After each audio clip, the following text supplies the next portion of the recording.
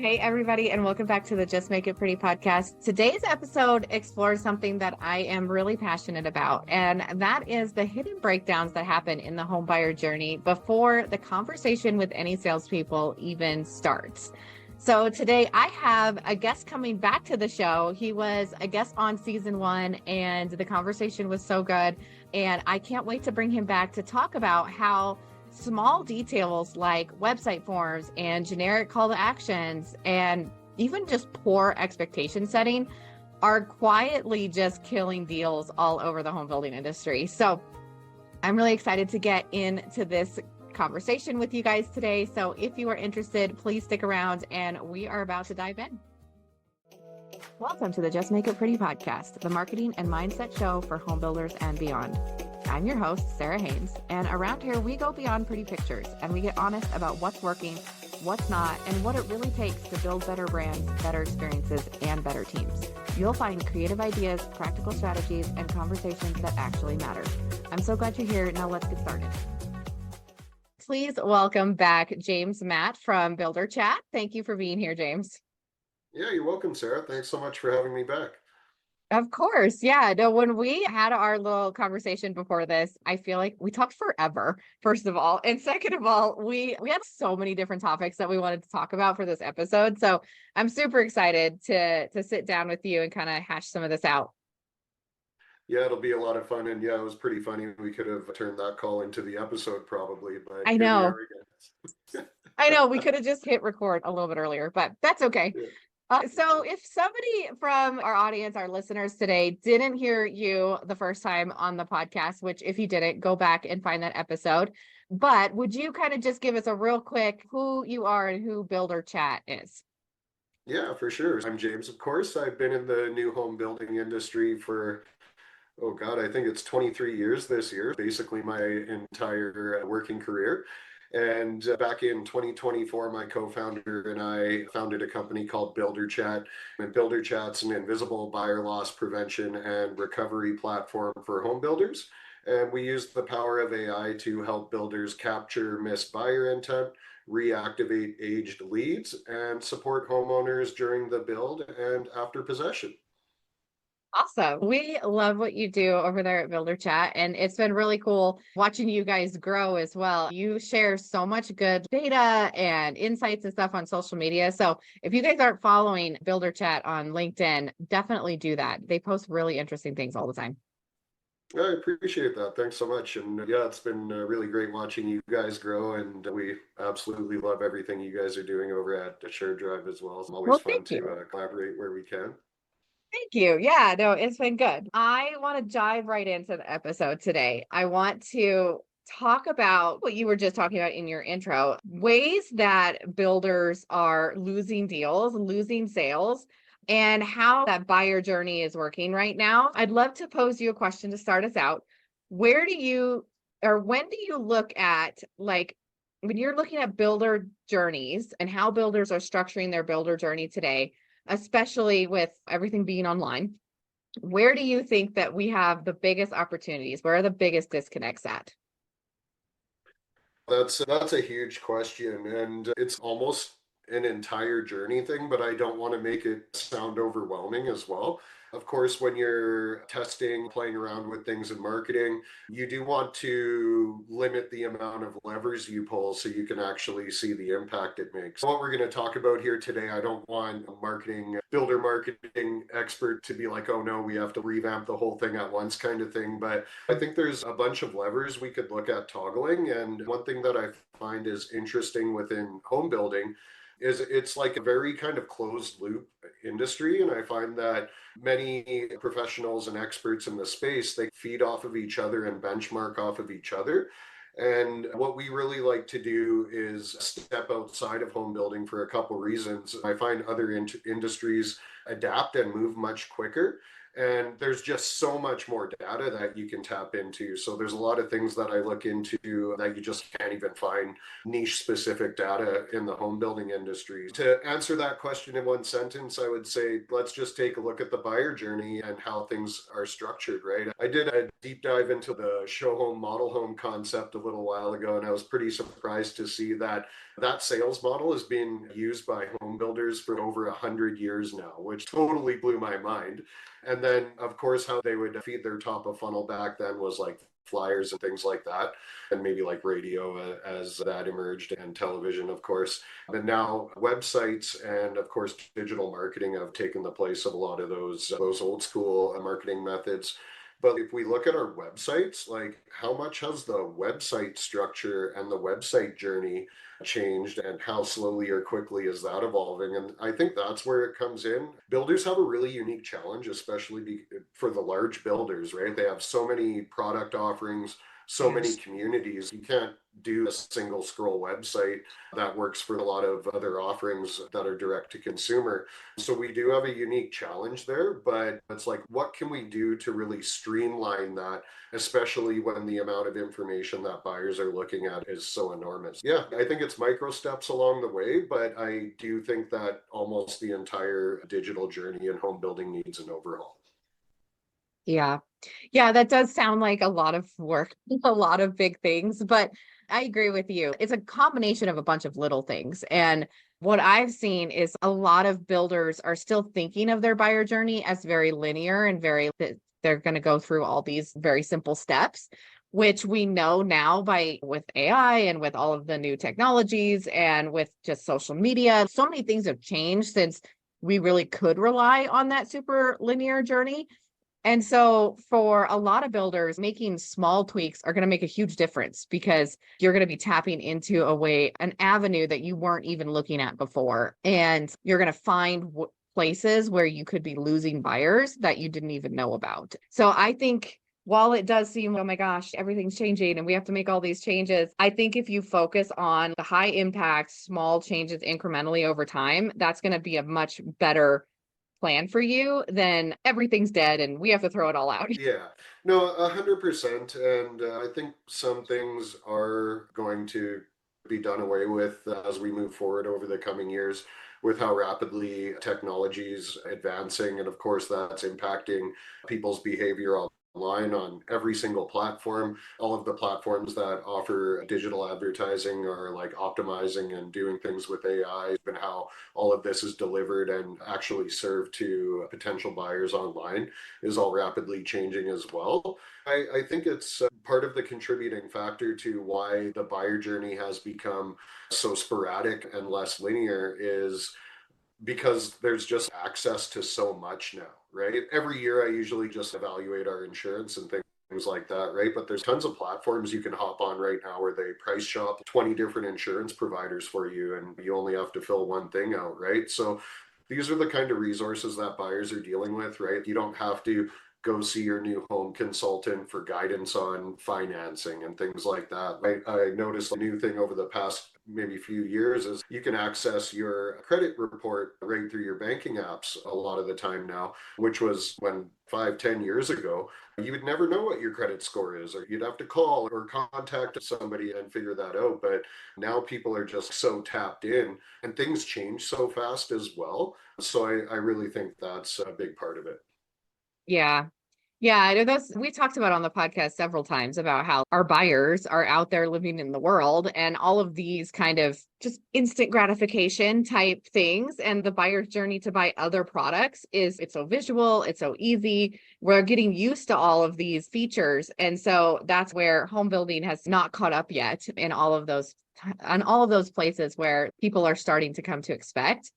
And the other thing that piggyback off of what you said too. We have so much information just available at our fingertips now. It's insane. And I even think about my kids, they're growing up with all of this information. You can Google or ask Alexa anything.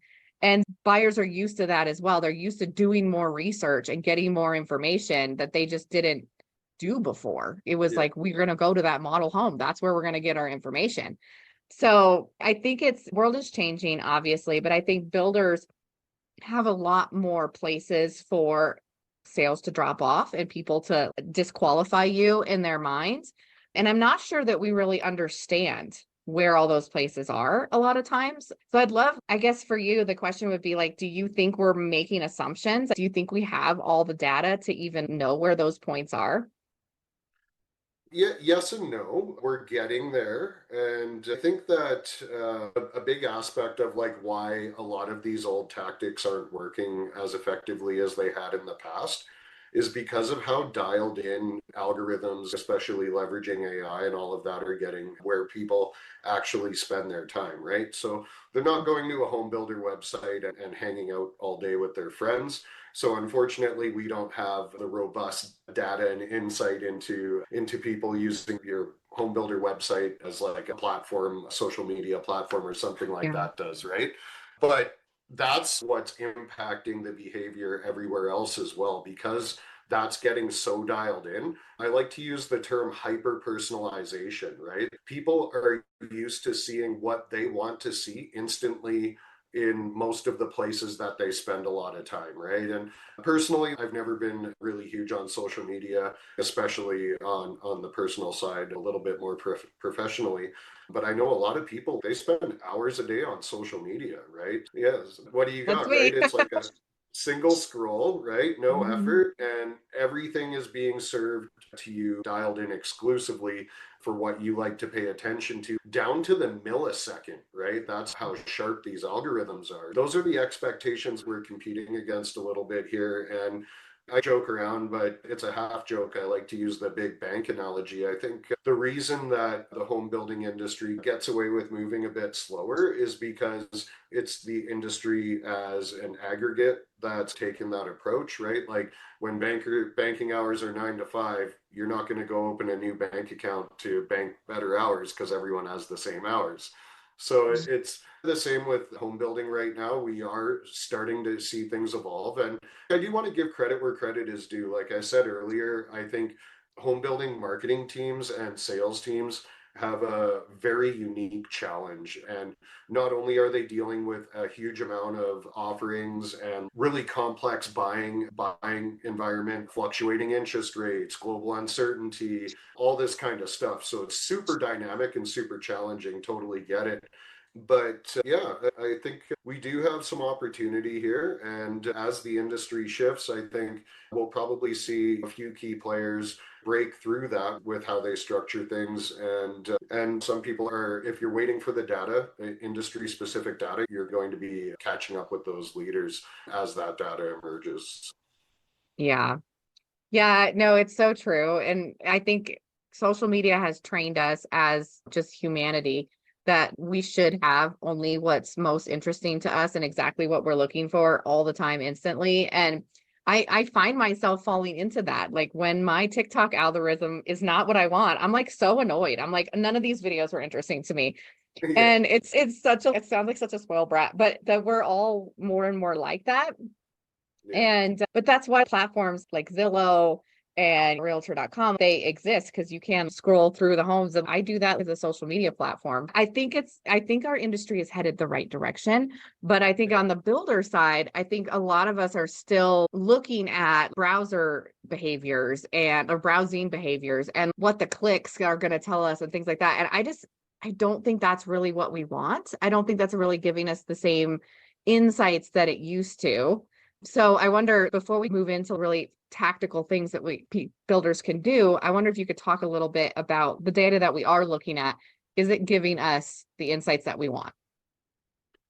Yeah, I think that's a really great point, and it ties into what we just discussed. And when a buyer comes to your website, I like to use the analogy of a big box store, so a Home Depot or Costco or something, right? And when you're looking at the visitor flow, which pages they're looking at and what Yes. they're clicking on, it's almost as if you're sitting there watching the camera. Picture yourself as an owner of one of these stores, and you're watching people wander through your store and then basically assuming that you can guess what they came in for. Let's assume they left without buying something. You're basically assuming you can guess their intent just by watching them walk through the store. But as we discussed earlier, builder websites are huge. There's a lot of info, a lot of offerings, a lot of communities. So that doesn't necessarily help us discover or dial into what their intent actually was. And time on site can be misleading as well, because they may have spent more time on your site because they couldn't find what they were looking for, which is obviously not good.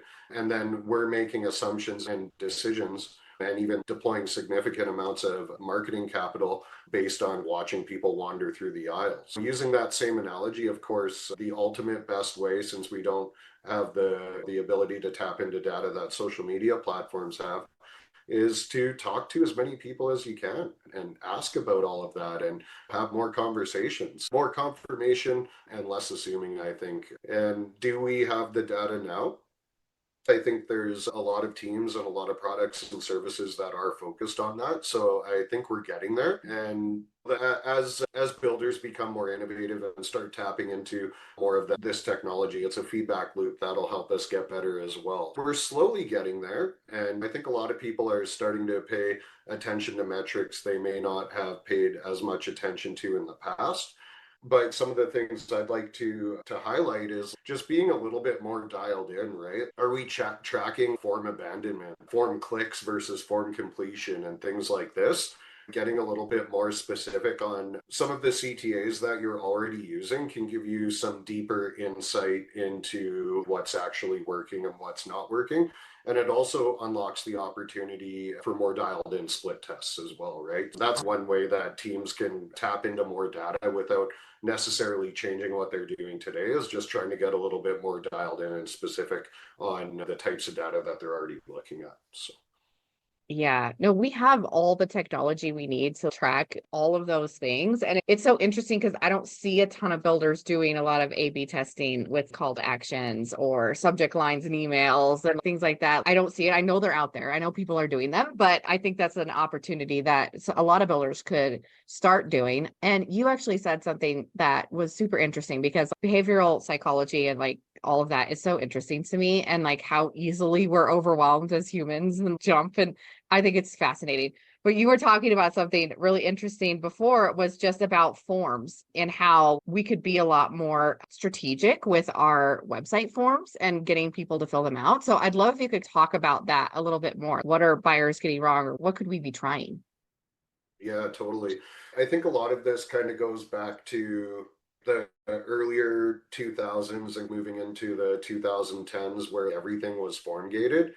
And there's like a tug of war because teams want good leads, they want qualified leads, but leads are potential buyers are less inclined to express that type of behavior online now because of how streamlined and simple most things are. Mhm. So when they hit a form on your website, number one, and I hope some of the people listening play around with this, is instead of having the same generic contact form on every page, just getting a little bit more specific, right? Contact us with questions could be learn more about this home, and actually have the home's address, like the page that they're on, being that specific, right? On the financing page, have questions about financing, get in touch with our lender partners. Super dialed in, at least page specific.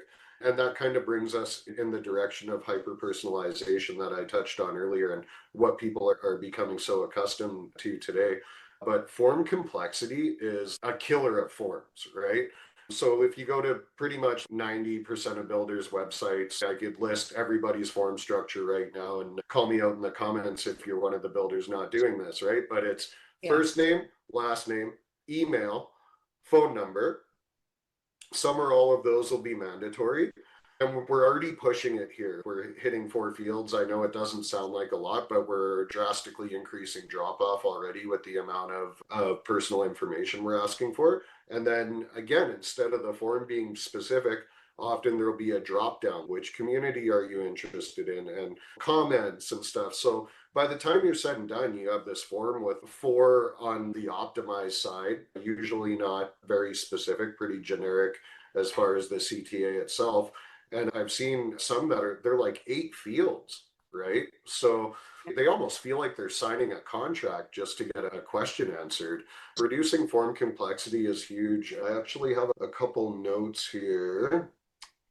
Form Stack, cited by Live Session, is a report from 2025, reports a 68% form abandonment rate tied directly to form complexity. And that's where I mentioned earlier, actually tracking clicks versus completion is super important. And that'll give you a clearer picture of what's actually happening. Is somebody clicking on your form and they see how complex it is and then they just churn?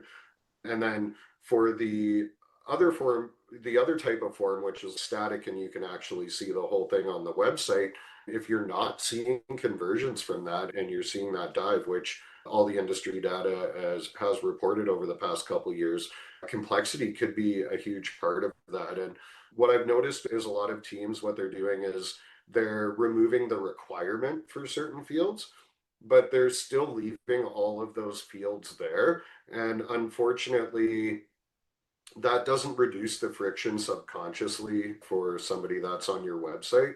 So if they see 8 fields and only 2 are required, they still see 8 and it still increases churn. So That's so interesting because as someone in sales and the OSC, we want all that info. We need your name. We need to be able to call you, right? And so it's very important to us. But I think it's really easy to not think about it from the buyer's perspective of, wow, you're asking for a ton of information, or even just like how difficult it is. And it's not it in reality, when we think about it, like it's not hard to type in your name and your email to a form, but it kind of goes back to social media. I always apply it to social media. Like when we ask people to write a comment, that's a big ask. You have to think of it, you have to write it down, you're putting yourself out there, all of these things. And we're so focused on just comment. It's so good for our algorithm. Just comment. We're going to ask you a question or whatever. But like when it actually comes down to it, it actually is a much bigger ask than what we're thinking about on our side. So I feel like forms are the same way. And people are worried that they're just gonna give all their info and then not get what they're looking for, right? And so I love what you were saying about make it hyper personalized. And I would even go a step further, is make it show the value to that person. I'm going to fill out this form and here's exactly what you're going to get. Here's exactly what is going to happen after. So there's not this question of just like, all right, cool, I just put my personal information and it's now just out in the internet. I want to know that something's going to happen. yeah, totally relevant perceived value to the person filling out the form. Totally key. Sign up to our newsletter. Nobody wants to be subscribed to another newsletter typically. And even if they do, they don't read it a lot of the time, right? You touched on a really important fact when you said teams are thinking more about what they need.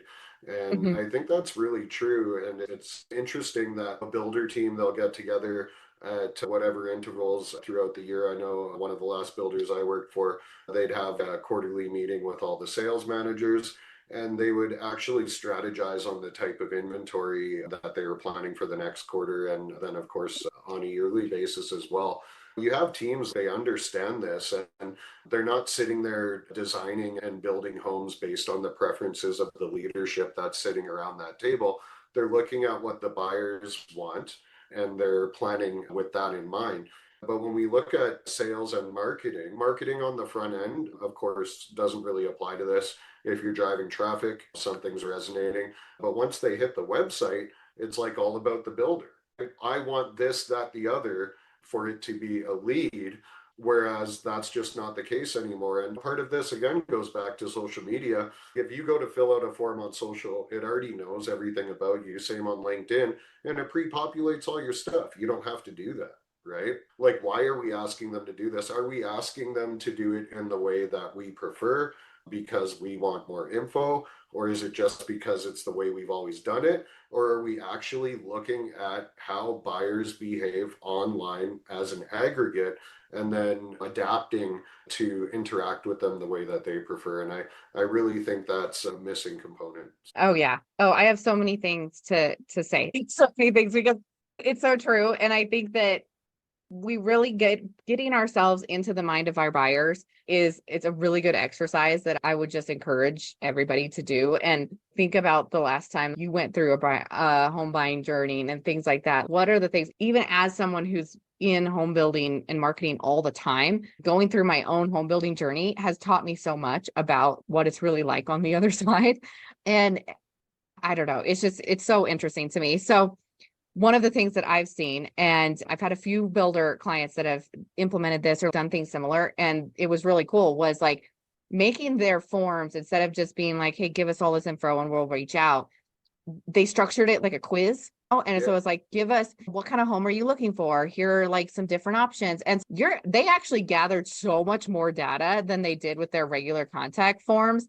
But after the people had gone through, they felt understood. They felt, oh, this is now going to be personalized. We got a lot more response from that and a lot more information. And people were more willing to put in their name at the end of that and their email. And I don't see a ton of builders doing that. Let me match you with your dream home. And it really was not a huge lift to even build a multi-step form that kind of acted like that. I know there's some really cool apps out there that will do it and vendors that will provide things like that too. But it even a basic level of that. Most of our form builders now have the capability to do something similar. So I'm wondering, have you seen anything like that? Is step-based better than not step-based? What's your insights? Yeah, 100%. And I'm really glad that you brought that up. Step-based forms, if you really want to dig into that data, are definitely more effective. And what you're showing is one field at a time. Again, it does have to be super relevant, right? I'm not going to even engage in a quiz for no reason, but it's like the yes ladder concept in sales, right? Which is a little bit of a greasy tactic, but it's like you ask the prospect a bunch of questions that they're inclined to say yes to. So they open up and they get used to saying yes to you, right? Of course, pre-qualifying a buyer is a much better approach, but that concept is real and it is effective. And that's what you're getting in a step-based form is you're actually getting them used to filling a field out and submitting it to you. Better is having it auto submit after Yep. and automatically go to the next step, of course. But you're basically getting them used to that. And then by the time it gets to contact details, they've already submitted a few fields. They're comfortable with that action. So they're a little bit more inclined to do that. So yeah, that's a huge improvement. And there's tons of studies out there that have proven the efficacy of a step-based form over a static form with complex fields. I think another thing too, and I've read a study about this and I've come across this, and I'm not necessarily recommending it, but from a psychology standpoint, it's really interesting. Even just the time invested now, you have this time invested. I've gotten this Yeah. far. I've gone through 5 steps, right? Like I Yeah. want to just finish it. And people really exploit that. And this is the part where I'm like, don't do this. This is scammy. But people will exploit it and add fake loading into forms because now you have invested even more time and it makes you also think, oh, it's doing a bunch of work in the background. It's building my profile right now. But it's not, it's a graphic that's spinning and that's it. But there is this perceived investment value of that time when you go through multiple fields. Yeah, totally. And something I should have brought up earlier, but not only are we dealing with really complex buying environment, the home buying journey, even with how optimized and how digital everything is, still very long as well, right? It's like I Yeah. think it's average 7 weeks still, 7 to 8 weeks. We do have the challenge of building rapport and trust, lasting rapport and trust with a buyer as well. So it's not like a quick purchase where you have to build enough trust and rapport to complete the sale instantaneously. You have to build enough trust and rapport with them that they're going to come back and talk to you again and maybe even hopefully look at you as like an advisor that they can confide in when questions in the journey come up while they're somewhere else, and inevitably they are going to go to other places and talk to other people. I can see where that delayed step-based form might be effective in certain things, but when the payoff is not what they expected after investing that much time, Yes. that's where you could have a negative impact on trust, which is super important in the home buying journey. So Absolutely. And that's why going too far into that is detrimental, like I said. But I think I think building trust and actually delivering what you said. And that's where I always think about the call to actions. If you've put up there, okay, fill out this and we're going to send you your personalized home plan. Send them a personalized home plan when you're done and make sure that you're following through on what you promised. But that's where really crafting your messaging and what your call to actions are going to be is so important. And almost every single website that I audit or look at, they've got the learn more buttons. Click here to learn more or read more. And it's like, no one wants to do that. I don't want to read more, even though if you were to say what they're going to read or what they're going to find, they would be interested in it. They will read it. But when you say just this generic, just read more, boring, no. Yeah. Yeah, you're giving them, they feel like they're being handed a homework assignment, right? And that's what's really interesting to watch in the buyer behavioral shifts that we're seeing here today. And I think because of how much exposure everybody has to everything, they're just becoming more savvy, right? Like, why don't they want to fill out a form? Because they know they're getting pulled into a sales process and they're going to have somebody calling them and texting them and emailing to follow up and bug them when they don't want to be in that scenario, right? Like, how do we adjust that a little bit and engage with them in the way that they want to be engaged with? And going back to kind of old school sales, that was like a way to pre-qualify a buyer, right? You give them homework, and if they complete that, that shows a level of buying intent. But again, people are sick of doing homework. They don't need to. I can have ChatGPT or Gemini do something that would have taken me hours before in 30 seconds, right?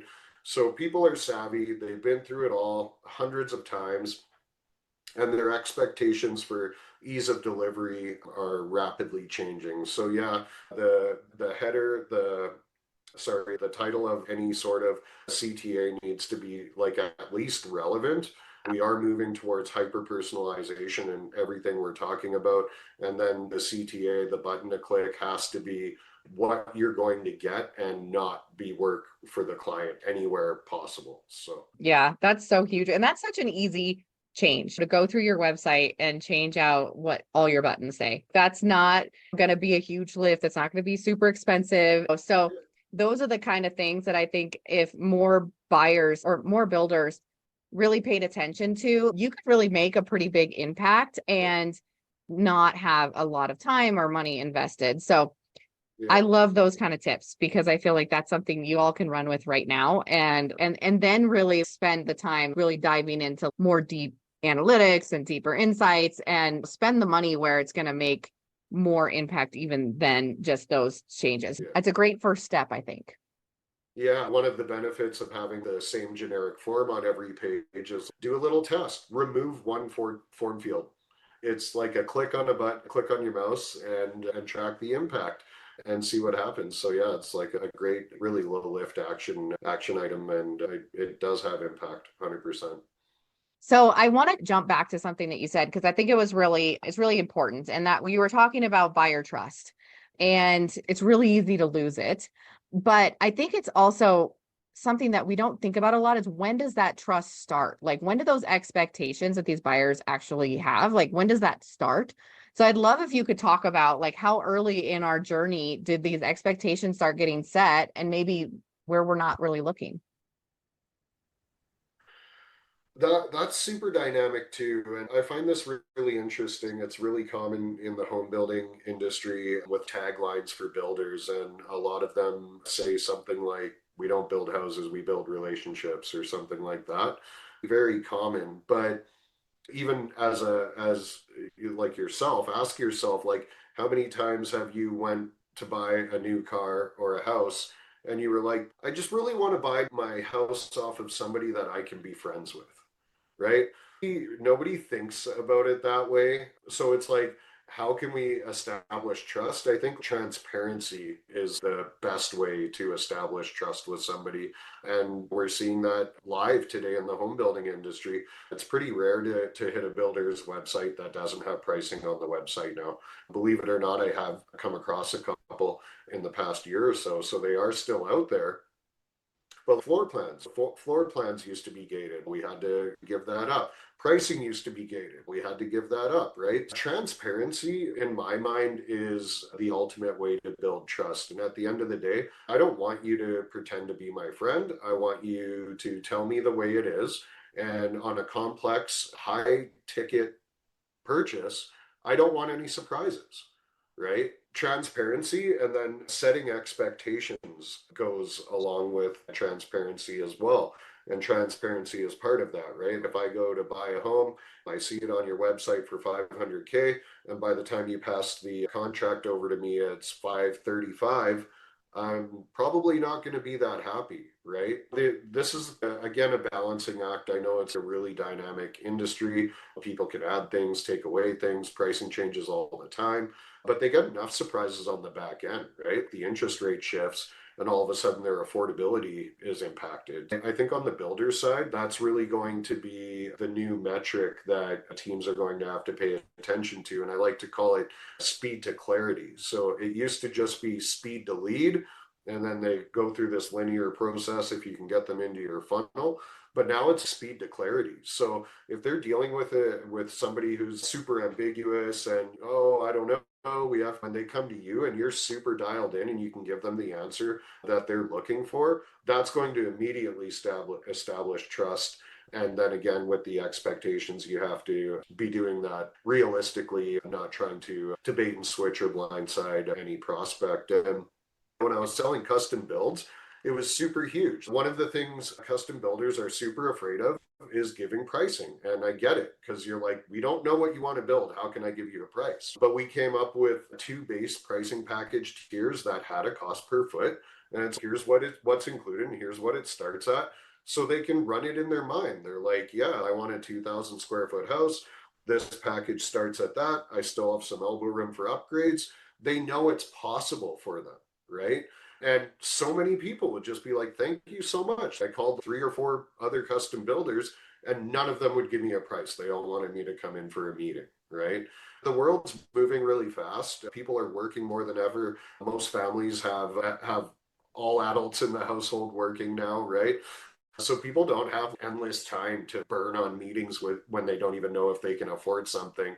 So yeah, speed to clarity is a new way to build trust and keep that moving. I love that. Speed to clarity is so good. And I think it affects not only us in marketing because we're that first touch of giving clarity, but then it's also for our sales team and something that I feel like the whole company can rally around, from marketing, sales, construction, everybody, making sure that we are giving as much clarity in this entire process as possible and making sure that whatever expectations we set are met, like what we're making sure that we're communicating and giving all the information. So I think it's key. I couldn't agree with you more. And I think technology is the key to that. We have so many new tools and the ability to communicate better. So I'm really excited about that. Totally. And what you just brought up reminded me of a really important shift that we're seeing as well. So, what we're seeing with the level of access to information that we have for the average consumer that's online with AI and everything is they're pre-qualifying themselves before they want to speak to a team. And another colleague and I were just talking about this. Marketing used to be this much of the journey, and then sales was this much, but it's inverting right Mhm. now, and marketing is becoming more of the journey, and sales is more about closing now for potential buyers that have already self pre-qualified. They know what they're looking for, they know what they can afford. They don't really need sales help with that. What they need sales help with is keeping up that buyer momentum when that intent is there, and giving them everything they need to make a decision as efficiently as possible. And I can't remember what it was, but it was like one of the sales trainings I did a while back. And what they were teaching is that disqualifying a prospect is just as important as qualifying one, right? So if they're not a good fit, your goal should be to get them to a yes or no as efficiently as possible, whatever that answer is. And when we're talking about something as important as a home, that's for whatever's best for the buyer, right? So sometimes they might think it's the right decision and you might have to help reality check them. But the faster you can get somebody who's not the right fit or not qualified to a no, the more time you can spend with real buyers as well. So it helps teams actually be more efficient. But it's really exciting, interesting to see all of these shifts happening.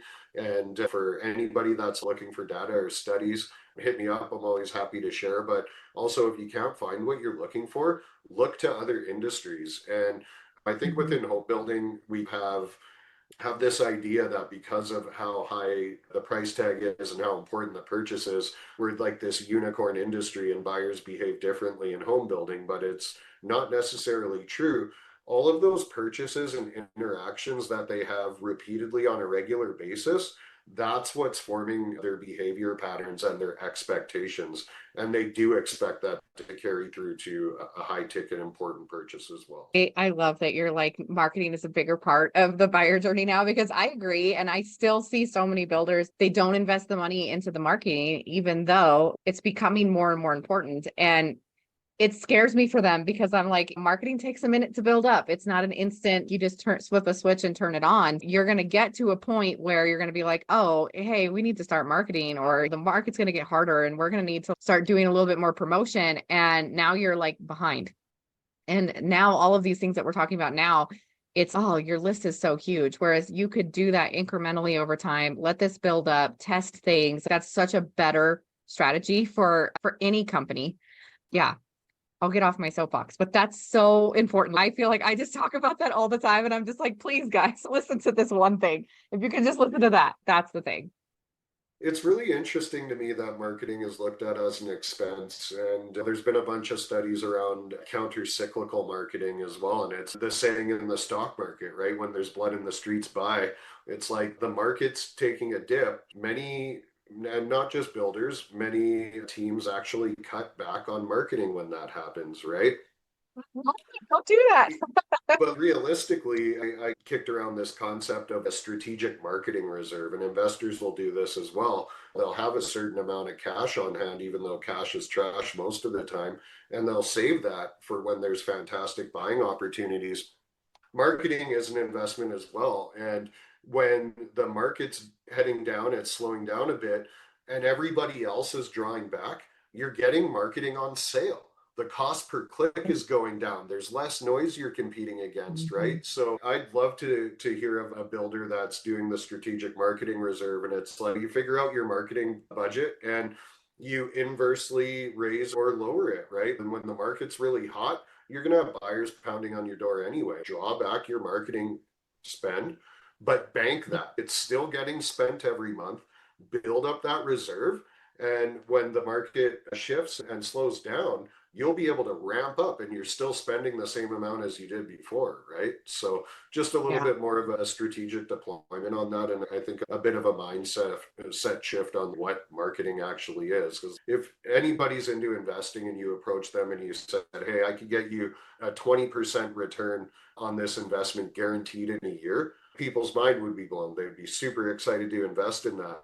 But then you look at marketing and they're getting $2 or $3 back for every dollar they spend, and they look at it as an expense, and they're like, man, you're getting a 200 300% return here. You should be spending $1 billion a year. But It's so true. I think that we talk about being market proof, that what you just said, that's how you are market proof. That's such a great way. So I think that's fantastic advice. And I haven't heard of a lot of builders that do it that way. I I think we're just haven't, very reactionary. yeah, I haven't met one yet. I've seen some teams that they at least hold steady, which is really great. But even if it's not converting right away, again, going back to how long the buyer's journey is, you're building that brand recognition and staying front of mind for when they're ready to make a decision. Even when buyers are hesitant, demand does build up. Pent up demand is real. I've seen it several times for the 20 plus years I've been in home building. You still got to be there for them, right? I already shared my one thing that I wish builders would listen to from this episode. So now I get to ask you, what is the one thing that you wish builders understood about the buyer journey, and what do you want them to take away from this conversation? I would say that it's rapidly evolving and we don't quite know where it's going to be in 2, 3, 5 years. So get comfortable experimenting and get comfortable changing things because it's absolutely going to be required. And we saw the massive disruption with AI and LLMs being released to the public just a few years ago. All it takes is one technological leap to drastically change everything. Yeah, just be fluid and have some fun with it. And that would be my biggest takeaway. So yeah, marketing should be fun.